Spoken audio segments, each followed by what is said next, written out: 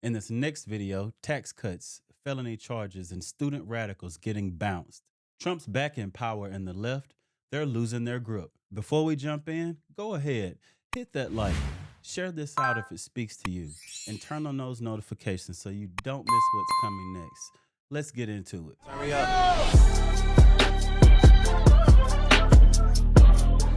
How important is it to have this piece of legislation for your agenda and your legacy? It's very important. It's important for the country.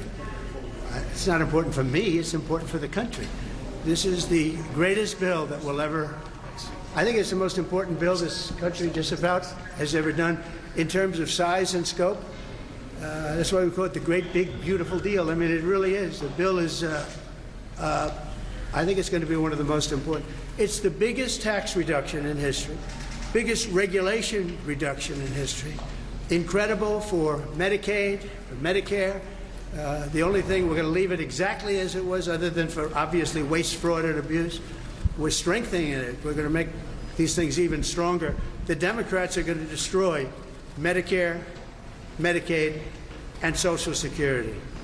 And we're going to keep them, but even make them stronger. This isn't just another bill. It's a political earthquake. Trump's laying out a wrecking ball for everything the bureaucrats built. They're calling him reckless, but he's the only one who's bold enough to put America back in the driver's seat. Biggest tax cut, biggest regulation rollback.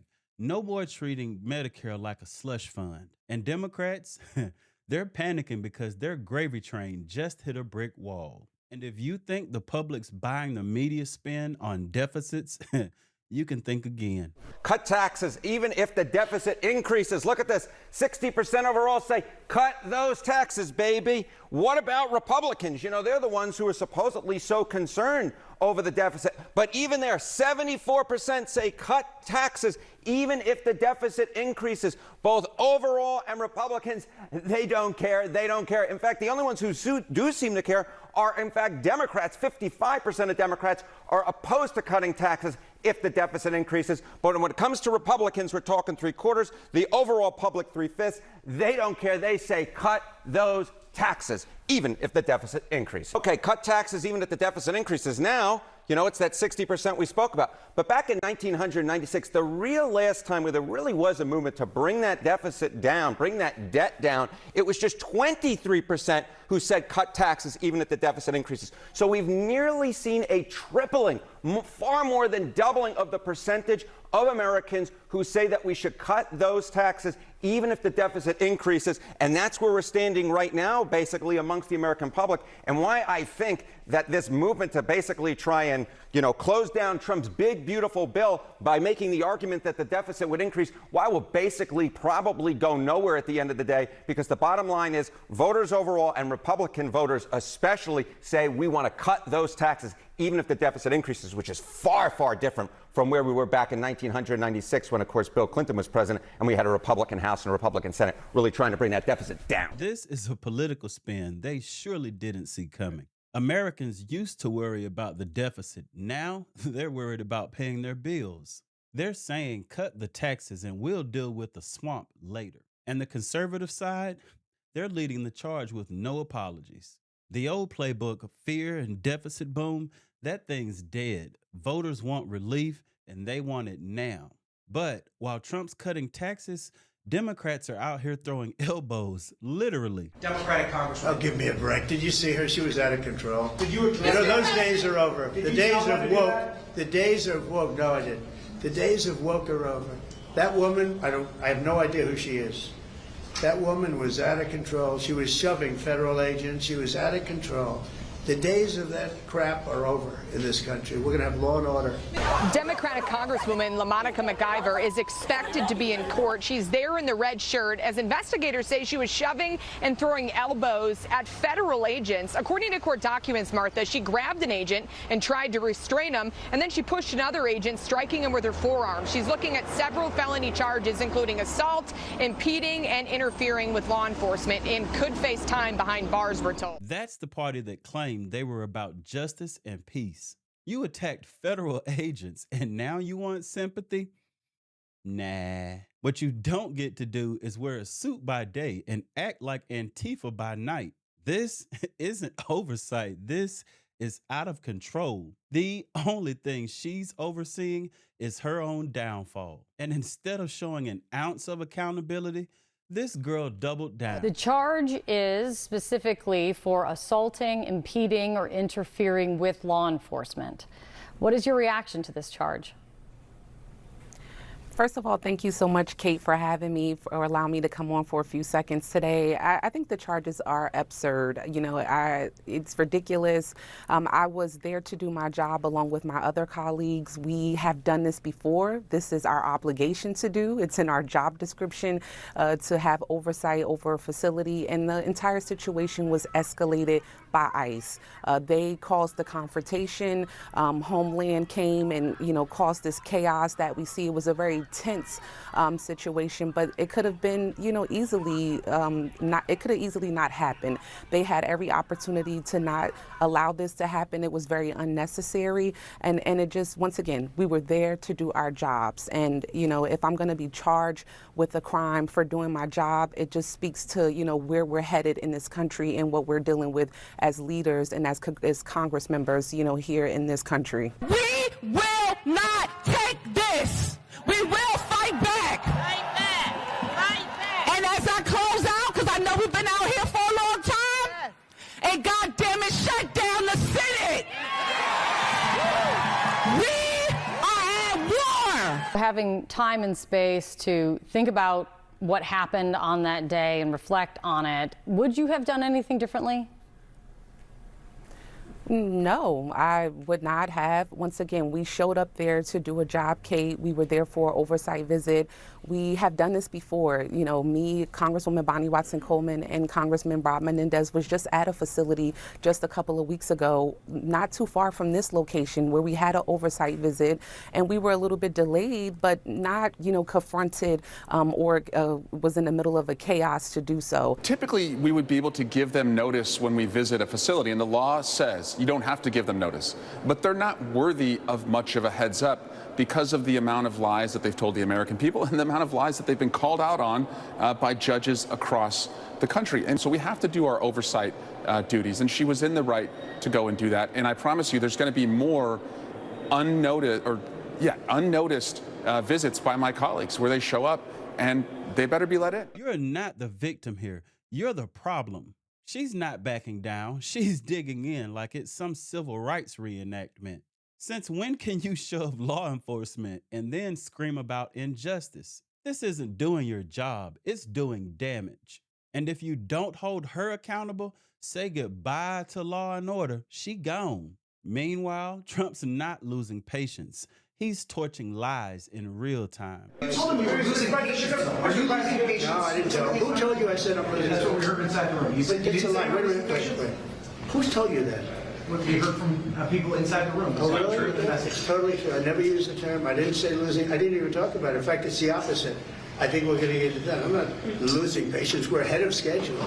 Anybody that told you that is a liar. Wait a minute. I never mentioned the word losing patience, because I'm not losing patience. We're ahead of schedule. That's why I asked you. I want to get well, why don't you go back to your source and tell them they're liars, if the source even exists? Pure alpha energy. No stutters, no teleprompters, just truth. They said he was panicking. He said, tell your source they're a liar. That's how you handle media spin. You crush it in real time. Trump doesn't pivot. He pummels, and that's why they're scared to let him back in. And it's not just Trump. His cabinet's firing back too. The Supreme Court, in a 9-0 decision, instructed you to facilitate the return to the United States of Abrego Garcia, who the administration admitted was wrongfully deported to El Salvador.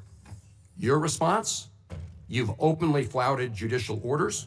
When asked whether you have been in touch with El Salvador to return Abrego Garcia, you boasted, quote, I would never tell you that. And you know who else I would never tell? A judge. Clearly, you don't care about the Fifth Amendment right to due process, and you don't care about the First Amendment either, since you've been very busy snatching students off of college campuses for exercising their right to free speech. And I have to tell you directly and personally that I regret voting for you for Secretary of State. I yield back. May I respond? You may say. Well, first of all, your regret for voting for me confirms I'm doing a good job, based on what I know. Well, that's just Your a record and flippant what statement, you Mr. stand for. Secretary. Can I respond, Mr. Chairman? You may. I didn't ask. Senator, please let the Secretary have I'd be the floor. happy to, but then I can respond to his.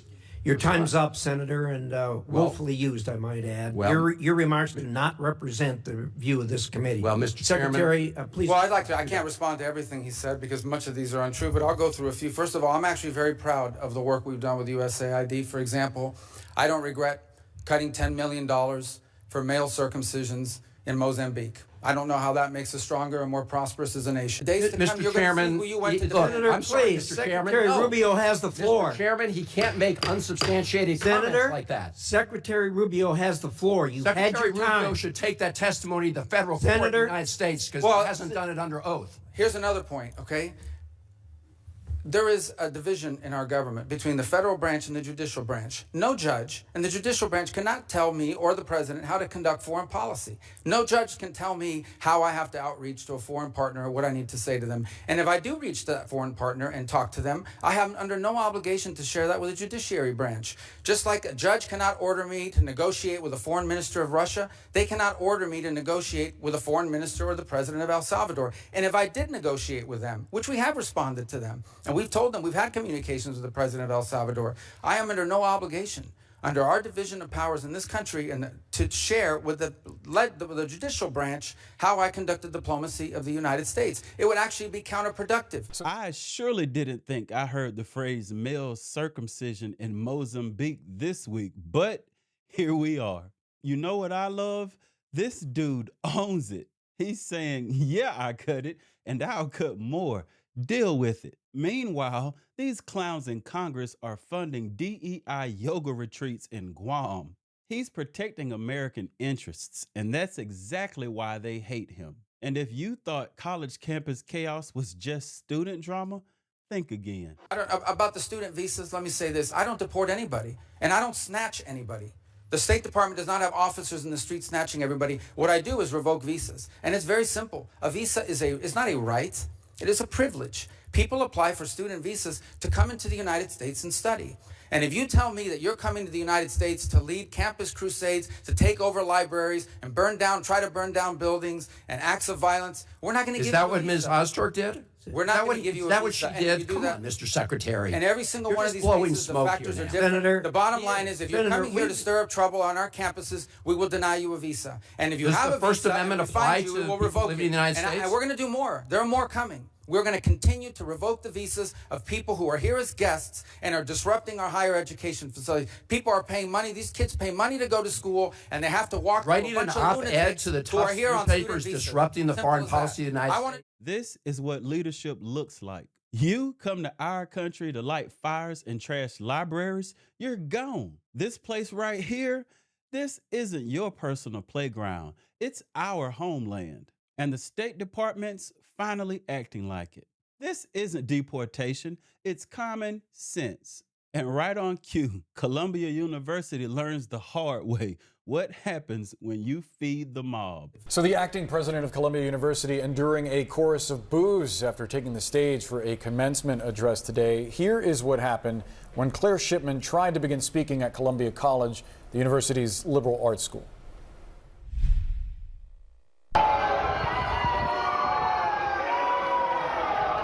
Good morning, class of 2025. I know that many of you feel some amount of frustration with me, and I know you feel it with the administration.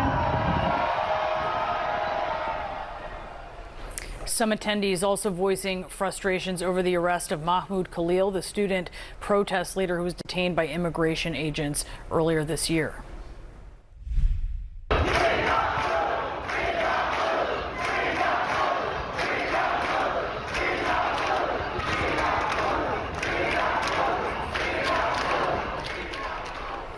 They're screaming "Free Mahmoud" there. This outcry at Columbia also comes just days after police arrested a group of protesters who stormed a school library before finals. CNN reached out to the university for comment, but has not received a response yet. Claire Shipman.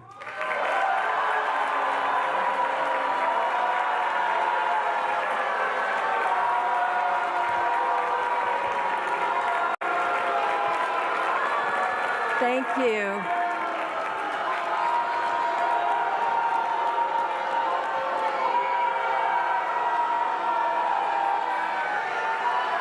Good morning, class of 2025. I know that many of you feel